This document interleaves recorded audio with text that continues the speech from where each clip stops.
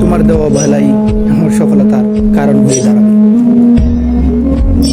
সে আমাকে ভালোবাসলো, ভালোবাসা শেখালো, ভালোবাসার মানে বোঝালো, কিন্তু সে এটা জানে না যে ভালোবাসাটা কেমনে করতে হয় আর কেমনে ধরে রাখতে হয়।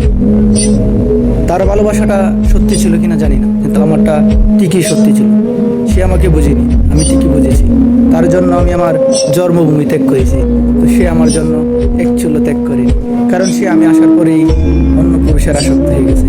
তার বুকে পুরুষ শুয়ে রেখে সে আমাকে ভালোবাসি বলেছে। তারপরও আমি তাকে ভালোবেসেছি, কারণ আমি তাকে বিশ্বাস করি। সে বিশ্বাসের যোগ্য না, তারপর আমি তাকে ভালোবাসি। সে হয়তো এটা জানে না যে হারিয়েছে কি গিয়েছে, সে তখনই বুঝবে যখন সেই ভালোবাসাটা মিথ্যা প্রমাণ হয়ে যাবে। তুমি হয়তো যদি ভিডিওটা দেখে থাকো, তোমাকে আমি বলছি, তোমার দেওয়া অবহেলাই আমার সফলতার কারণ হয়ে দাঁড়াবে।